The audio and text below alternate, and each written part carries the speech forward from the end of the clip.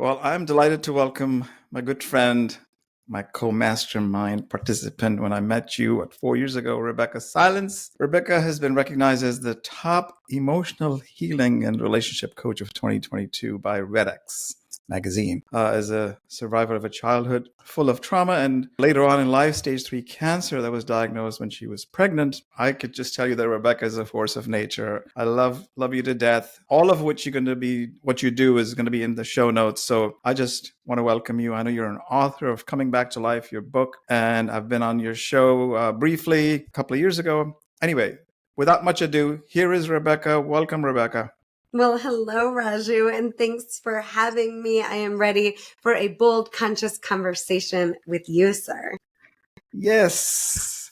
So happy to have you. I know we were part of a mastermind in 2019 where we had a couple of different times we met over that year, and I really admire your spirit so much. You're such a warrior and the work that you do, and I'm so happy to have you. But I want to first start by asking not what you do, and we'll talk about what you do, but who you really are, Rebeccah. Wow, that's a big question. And the very simple answer is I am a space where all healing is possible. And that is who I am. And everything I do stems from that identity. And I think people think about healing in terms of what can heal and what can't heal. And I just believe it can all heal. And I am a walking testimony of that. I'm not toxically positive or really about positivity at all. I am the space where all healing is possible and where anything I could ever imagine as a possibility for myself, I create. And then I help others do the same. Well, so that's a great start to this rather bold conversation, because ultimately, whether it's the traumas, and we talk more about what that means, what does trauma mean to people, and then challenges in our lives guide us through our life, if you choose to allow that to be guidance to you. What has led you to this journey? And I know a couple of parts about your story, but perhaps whatever you'd like to share, what led you to devote your life to this, apart from the cancer, of course, that we just touched on. Yeah. Well, I think, growing up, I definitely am and was that generational healer in the family system, but I didn't have those words for it. I just knew there had to be better for the people I loved so much. And even with the dysfunction and abuse that I grew up with, I loved my family, as we all do. And I knew and imagined better for all of us. Later on, it wasn't until I was 23 and pregnant with my oldest that I decided on a soul level to become what I had always wanted for my family. But I think for a long time, I didn't think I could have it if they didn't want it first or create it for themselves. So now I'm bringing life into the world, and I just decided, okay, I need to be my best. I need to create what I've always imagined for my child and I got out of a domestic violence marriage when she was very, very young, and just made my mission being as healed and healthy and sound as possible for her. I didn't have the self-worth in the beginning, to be honest, to do it for myself. So I did it for my daughter. And then when my second daughter came along, it was again for my children that the fight for my life mattered so much and was a non-negotiable. And being pregnant with a diagnosis of cancer, that the odds were very, very slim. They gave me a 5 to 10% chance to live. And I just couldn't imagine not going for it, and made the decision I would live like I was going to live. And I did, and I beat the odds, and here I am. Wow, that's got me goosebumps here. Truly, every time I talk to you, I get those. I was thinking, like, I've been through, the tsunami, for example, which was one of the 5 or 6 near deaths that I experienced. Now, I can ascribe trauma to that, and that I will heal from it somehow, whether it was the act of it being swept away or the hydrophobia, perhaps, that I experienced and drowned before that thing happened. I'm just giving my example, and I don't want to belabor mine. And there were others in our group that actually just blow it off as one of the things. They survived. We all had injuries and we all survived. Nobody died in our family. Thankfully, we didn't have to face the death of a child or anybody that we loved. What does trauma mean to an individual? I mean, because to those people, without being judgmental, I don't think for them it was traumatic as it was to me. So is trauma about giving it the meaning and then you want to heal from it? I mean, what exactly, I know you're Yeah. in the thick of this work, and I kind of do something similar, but not quite. What exactly feels like a trauma to me may not feel like that to somebody else. Is that true? Absolutely. So I think, you asked earlier, who I am and what I do. And the what I do piece of it is that I am an emotional healing and relationship coach devoted to love and family and, relationships being as healed and as free as possible. And here's what I really believe with all my heart. Number one, the trauma conversation, especially in the United States, it's a very disempowering conversation. So I Mm, wrote Coming Back to Life, a roadmap to healing from pain to create the life you want, to disrupt the trauma conversation that most of us are in and to turn it into an empowered conversation. I really believe no one is immune to trauma. Said another mm, way, no one is immune to heartbreak. So in the simplest form, I think what trauma is heartbreak that hasn't healed yet. So no one is immune to it. And what we do in the face of heartbreak is we try to avoid more. We shut our hearts down more. We guard ourselves and protect ourselves more and double down on survival more, which mm, leaves us more disconnected, more disempowered, and more mm, at the effect of not just our past, but also our desires. Because like no one is immune to trauma or heartbreak, no one is immune to being human and having desire. And then mm, if trauma is such that we don't want to go for our desires because it would hurt too much, or because we don't want to fail, or for whatever the reason is we're telling ourselves, we limit ourselves to less of a life. So the trauma conversation so often is trauma means less of a life. And I'm just here to go, oh no. Trauma is what can be the rocket fuel that not just feeds your life, but feeds your soul and gives you as much of the human experience as possible in the best possible way. Trauma means we care, we're alive, we have desire. And once we get to the place where we realize there's no trauma more powerful than you, there's no trauma, no abuse, no diagnosis. I know you've lost your wife. You've been through many near-death experiences, as you've mentioned, as I'm sure your audience knows. But what I love about you, Raju, is you are a living example of someone that keeps putting yourself out there, keeps your heart open, keeps pursuing what your next desire is one at a time, even with the trauma that you faced. So mm. the other thing that I think is important to mention here that happens in the trauma conversation is we don't understand there's more to life than coping with our trauma or just trying to survive it. There literally can be life on the other side. And that is my specialty work with people. So for Mm, example, when I've got a couple and they're in distress, whether they want to stay together or they want to end it, their distress is based on each of them being at a stuck age, each of them being prisoner to a past and a heartbreak that's resurfacing now in this relationship that has nothing to do with this relationship. So once we can unravel and get those healed ages definitely addressed so that now we have two adults in the room, release the stuck emotions, understood the pattern that we're in and released it, now there's freedom. So just a little example of what's possible on the other side of trauma. What is the difference? It sounds like therapy, sounds like a bit of, you go to a family therapist or what have you, social worker, but you call it coaching. What are the similarities or differences between the two? Sure. So I actually am a trained therapist.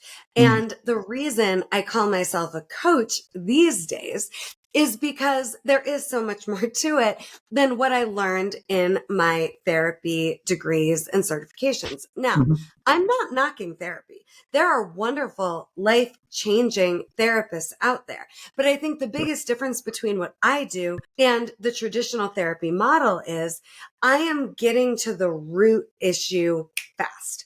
I just had a couples intensive, and the husband in the relationship, what it is 2 days with me, a personalized seminar written specifically to you, your relationship, your needs, wants, desires, and issues. And this guy said to me, in one day, you just did more for me than 75 grand of therapy has ever done. Again, I'm not discounting the power and the significance of therapy, but what is happening often in therapy is we're understanding better.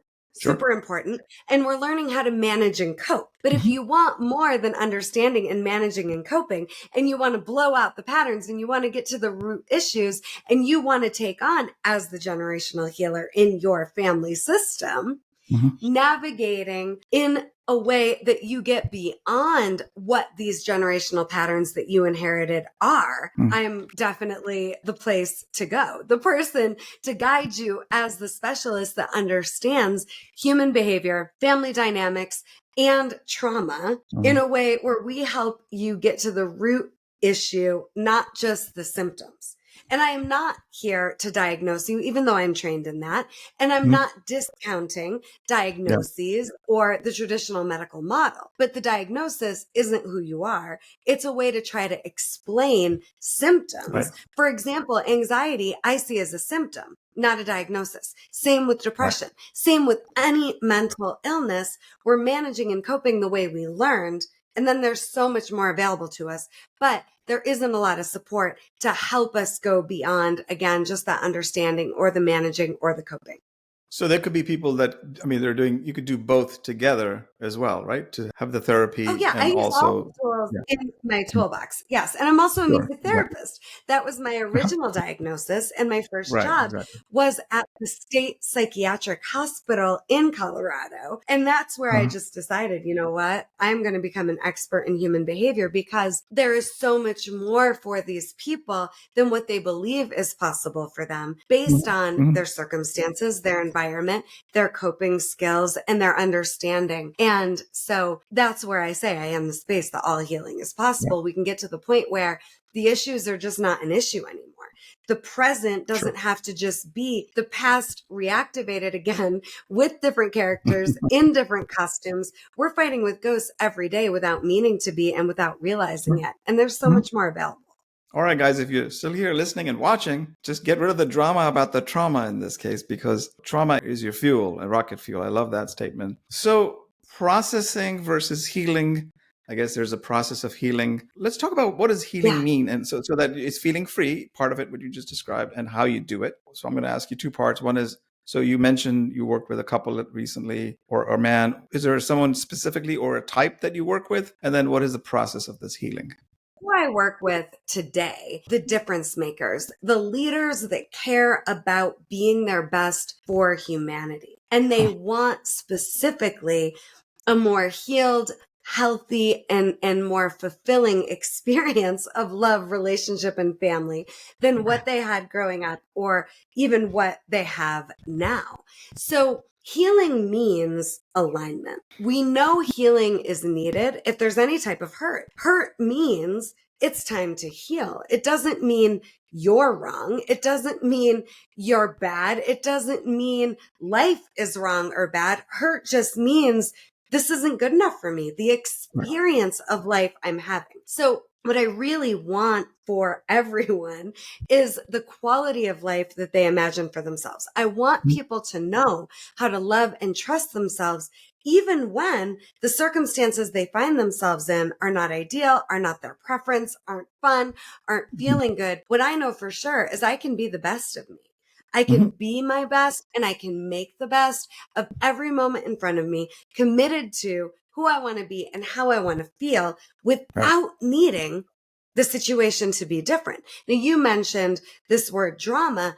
Drama just means we're in fight, flight, freeze. We're coping the way we saw our primary caregivers cope, and we inherited, and we pick the parent to follow that we think is surviving the best without understanding there's life beyond our parents' methods. We might get that conceptually, but it's when shit hits the fan that we default to what we know until and unless we have an identity up level. So a lot of people want change, but they're not ready for it.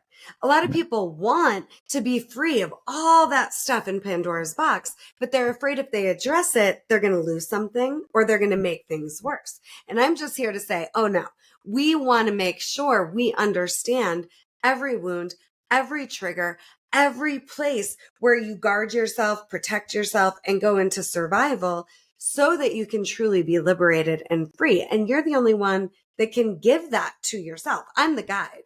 I'm the specialist, but you're the hero on this journey. You're the healer. And the other thing I'll just say here is I don't believe at all that there's a right or a wrong way to live or to lead or to love or to heal. There's what works for you.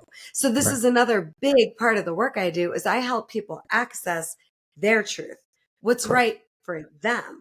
I'm not the type of coach that says I have the way, even though I have proven processes that work and have worked for thousands in my private practice and upon hundreds of thousands in my audiences. You have your way. And I just connect you to that.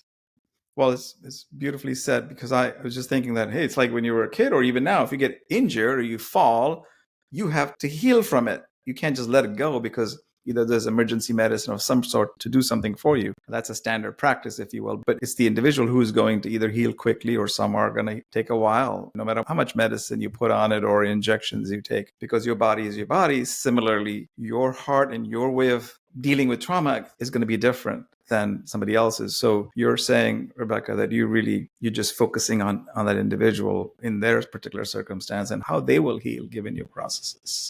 Absolutely. And my focus is on emotional healing. I don't think that I survived cancer because of a healthy mindset or the right strategy. And while those things are very important, knowing how to regulate your emotions and your nervous system and being able to connect to the truth of your soul and what you need and want, and knowing how to trust that in the face of anything and everything, I just think makes us superhuman in the best way. And emotional healing is not something that we're taught, and it's not something we understand. And for example, I think in Atlas of the Heart, Brené Brown's most recent book, there are 80 plus emotions that she teaches about.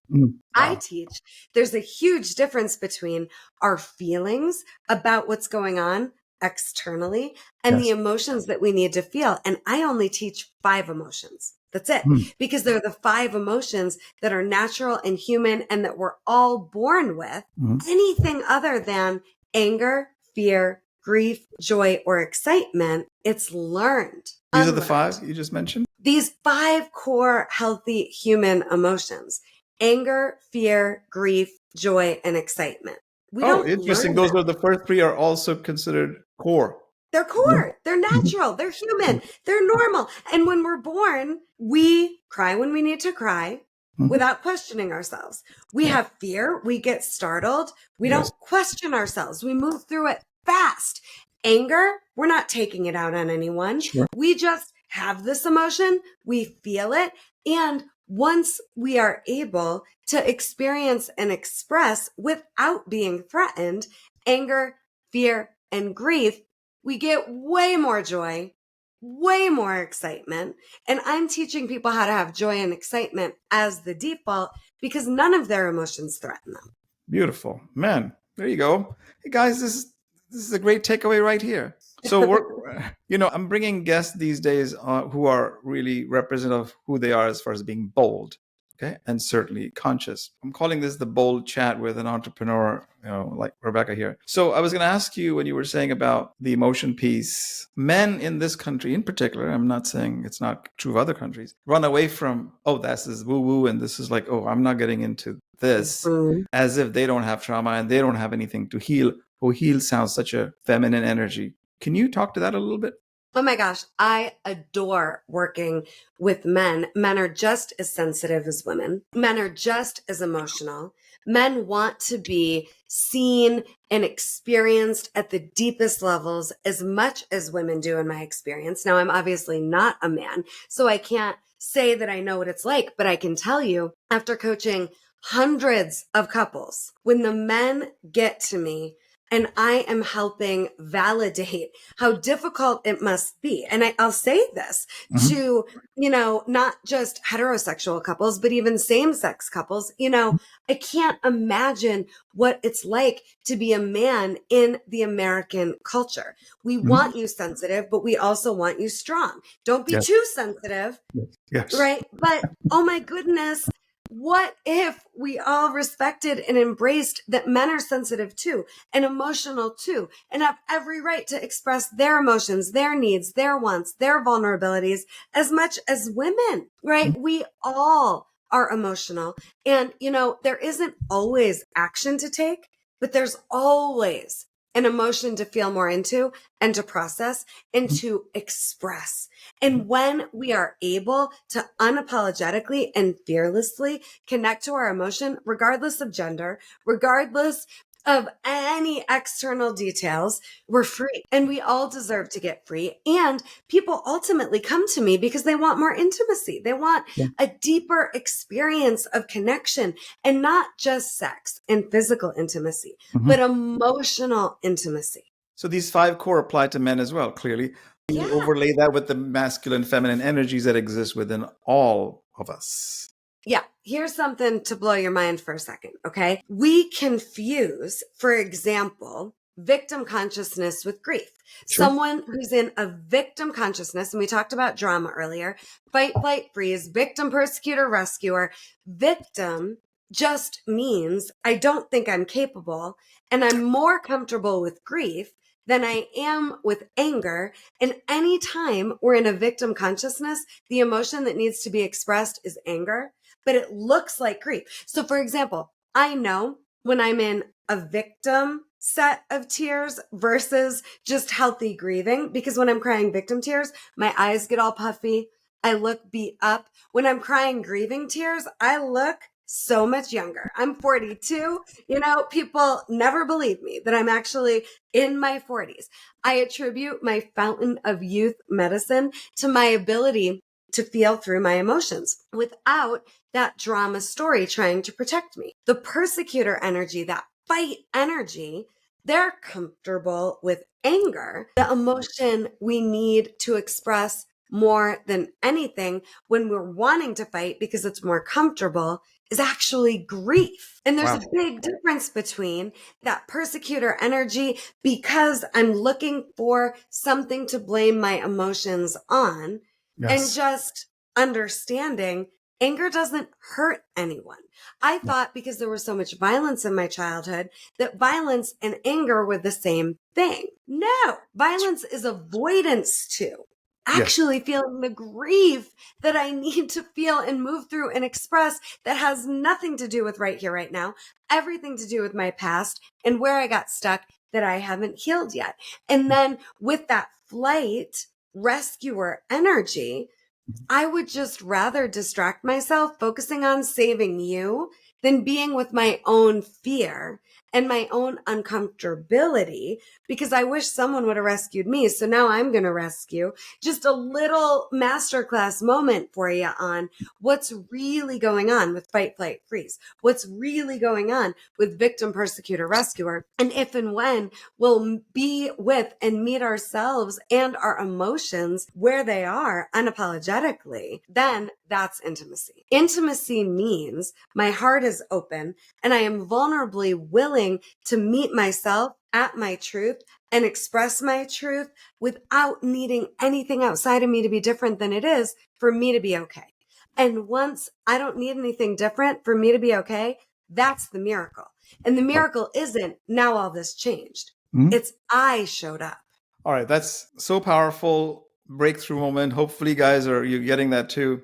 I'm having one of these right now. Can you sustain it without help and without coaching once you get past that? Is it just you unleash yourself and it's done, or you just have to keep doing the work? I don't know how. I think what can happen is there's this breakthrough moment, which, by the way, so often in personal growth, we're taught, oh, we need a breakdown to break through. Sure. Or, the breakdown is the opportunity to break through. And while breaking through can definitely happen in the face of breakdown, I don't believe we need a breakdown. to break through. I think we've been through enough already, and we can just decide to be more who we are, to live more in alignment and authentically in the pursuit of our biggest, scariest dreams, right? As much as we want. So what I think is really important is, growth work, not because we're broken. I don't think any of us are broken. Never have been, never will be. Our hearts, yes. Our hearts are often broken and still more broken than we realize. And it's possible to get to the point where we have no more broken heart. Our heart is healed. And now we're not living in survival as the rule. We're thriving as the rule. But, the point is, I can't emphasize enough how much the right support has changed my life. You and I met in personal growth work. I will always be the coach with not just a coach, a team of coaches. I have three, three coaches on the payroll. My family spends more money on my personal growth than any other expense, because why not? I want to be more liberated, more free, more alive. I walk the walk. I do the work, and I have a dream come true life as a result of that. And my clients that are willing to make this very significant investment in themselves, it's not cheap, right? To work with me or the best types of coaches. And I'll say, I'm not trying to be the cheapest coach. I'm trying to be the best at what I do. And I've gotten to this place of mastering love, relationship, and family coaching, but only because I continue to invest and support myself. And again, there's not a right or a wrong type of support. Just find what works for you. For you. Yeah, exactly. In my work, I've got a book. I've got affordable courses that are all the fundamentals of what I teach. And then there's the VIP services, right? So, and there's free services. Even my YouTube channel, it's chock full of gold for your soul. But find the support, find the support. Find the support that your soul knows is most aligned with who you are now and where you want to be. Find support that's aligned with this version of yourself in this season of your life on the road to what you see for yourself next. And there is only good that will come for you as a result of boldly making that decision to invest in yourself and to have the right support for you. Well, glad you mentioned the word bold. So I'm going to say anyone listening to you should, or watching you, should know that you're very bold. What does it take to be bold? What does it mean to you to be bold? And why is it important to not just you, but to anyone? I mean, for me, I love this question.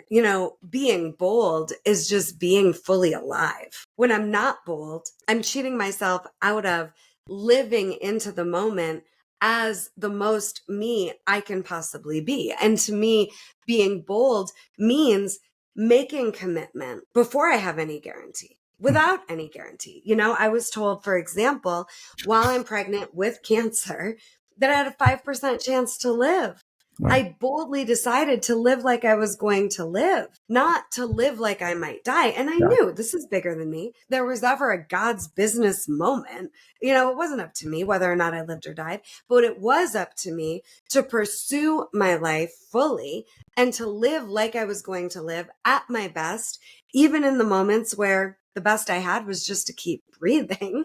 I was basically in a coma, a cancer coma, dying for a year. And I just maintained my focus. And I knew at least if I could breathe and go back to my breath, I still had life force that was more powerful than any diagnosis, any symptom, any circumstance. So being bold is living for you, connected to source. For me, I believe in God, and I have a co-creation with God every second of my life. I am just permanently in a co-creation with God. I am connected to the divine in me, connected to the power of divine. I don't have to figure a lot out because I just let the guidance come. And it's so wonderful. And it leads to so much more ease and flow, boldly living like my life is precious, like my soul is precious, like my life is mine to create. Oh, guys, you heard it here. So that's why we get along. Because, in my stuff, I'm the woo-woo coach, by the way, that talks about as a man who's a financial guy and all this stuff. And I talk kind of this lingo, clearly, divine creator, who's God, what's this? And I go, well, it's all, you're here. If you don't connect to source, then I don't know what you're living. If you're living in fear of anything, leaving aside the flight freeze and the fight syndrome, you really are just simply living in fear of death of some kind. Yes, you don't have to survive a tsunami. You don't have to survive cancer to be bold, right? You could be bold as and when, whatever you've been gifted with as you are, right? That's kind of what you're saying. Doesn't matter. You had your situation, and traumatic as it might have been, but you transcend that in ways that by connecting to the divine. Absolutely. And I'll just say here, Raju, for me, I remember thinking to myself, it's easy to be my best when life's going my way. Yes. But who am I going to be now Right. that it feels like everything is falling apart? The ground beneath me, I can't even find any sort of footing. Who am I going to be now? For me, cancer was the ultimate seminar where I got to meet myself and decide who I want to become. I don't think we wake up one day and we know who we are. Right. We're not going to wake up one day and all of a sudden have it figured out and we found ourselves. It's a decision. Yes. And we don't need to wait for a crisis or a breakdown. We can just decide, even if we're highly successful already, which if you're here, guaranteed you've already had a lot of success. You're already successful. You don't listen to a show like this or follow someone like Raju and not have a lot of achievement already under your belt. But are you fulfilled? Are you free? Is your life yours? You can make a decision and decide, I'm unwilling to not have my life be mine. And who do I want to be in this season from here on out? It can be that simple. It's not easy, but it can be that simple. Right. Absolutely. Beautifully said. So the other word is conscious. And I know you're incredibly practice consciousness. You do. What does it mean for you when I say conscious? And how do you practice consciousness in your daily life? You mentioned a few things like, meditation and being connected with the divine. Are there specific practices that you have that you recommend, or those are just yours? It's okay. You can share if not, or not. Absolutely. I mean, I see my life as pretty much a constant meditation where I am connecting to my soul for guidance. I am listening to my soul and focused on nourishing and nurturing my soul. So for me, the way I access my soul is clear mind, meaning I follow the thoughts that actually serve me.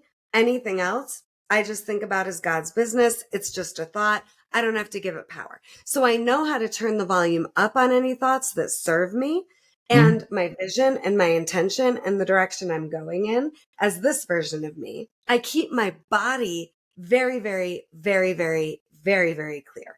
And thank God for cancer teaching me how to have a new relationship with my body. There's a whole body chapter in the book, Coming Back to Life, about my lessons and what I've learned about my body and how to have a healthy relationship with it. So clear mind, clear body, clear emotions. Now I have access to my soul, and God and guidance comes through my spirit to me.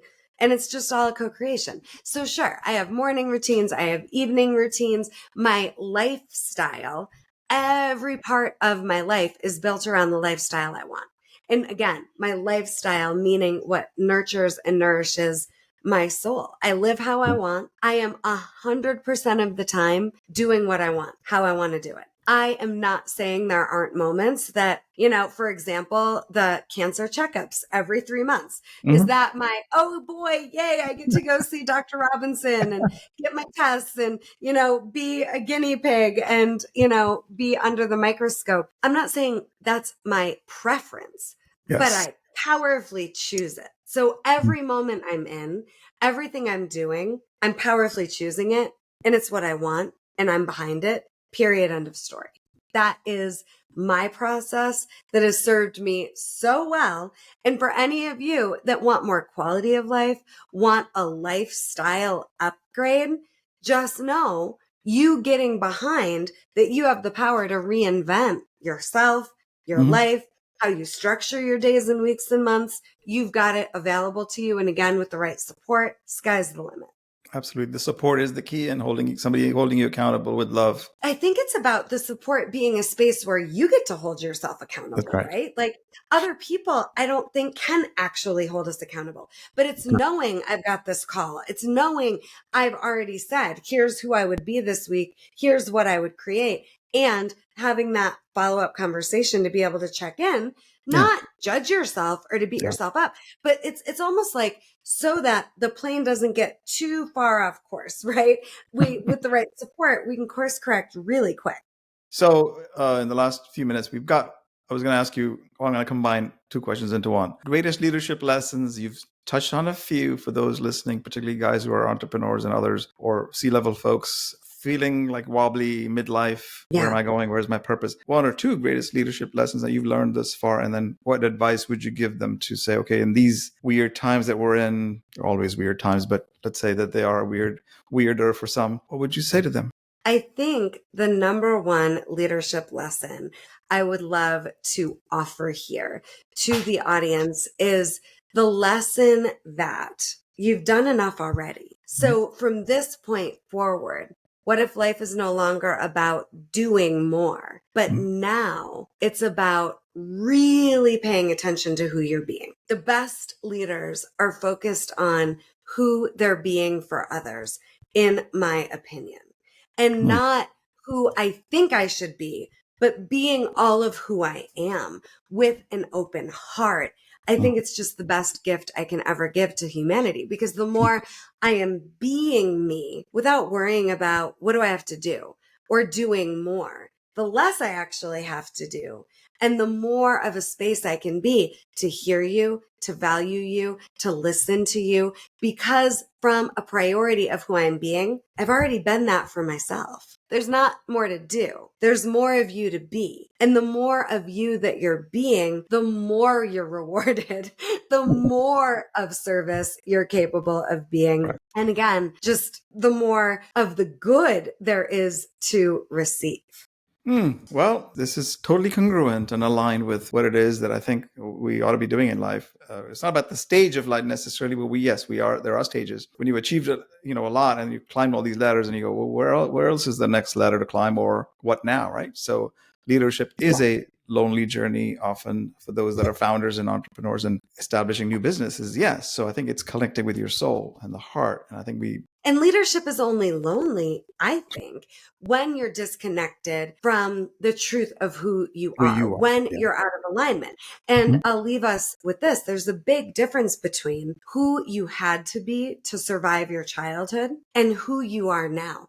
And when we're suffering or lonely or off in any way, shape, or form, guaranteed your subconscious, it's not your fault, but your subconscious is taking you into, oh, here's who you need to be in this moment to survive this moment, and keeping you in survival. And we want to make the conscious effort boldly to wait a minute. No survival required. No high stakes. Nothing is at risk. The more me I choose to be, just because I can, that's where freedom lives. And then from there, you just get information. Authenticity will show you what's real, but it doesn't make things worse. Inauthenticity and survival mode is just one form of inauthenticity. That will have you spiral, and that will have you less alive and suffering, and it's not necessary. It's not necessary. Exactly. All right. So one last question before we go. I know that learning and wisdom, we don't take anything for granted. So no matter when I interact with you, I always feel like I'm a little bit wiser. I learned something. So I've learned a lot always, and learning never stops. And it's, as you say, a co-creative process. So in that same vein, and the spirit of not taking anything for granted, is there anything that you might have discovered in this conversation?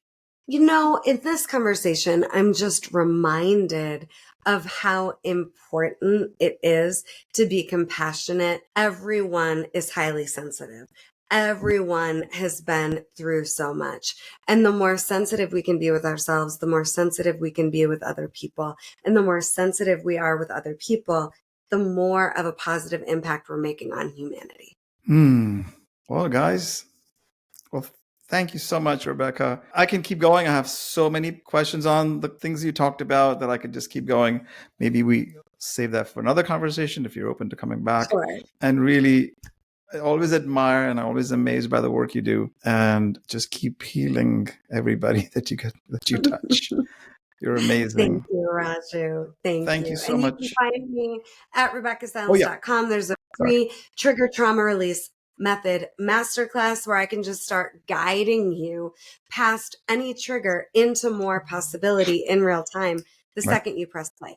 Raju, thank you for having me. I'd be honored to come back again. This was a beautiful conversation. Yes, And and I thank will you put all for all your details in the show notes for sure. And excellent. again, thank you so much for being here. Appreciate it so much. My pleasure. Thank you.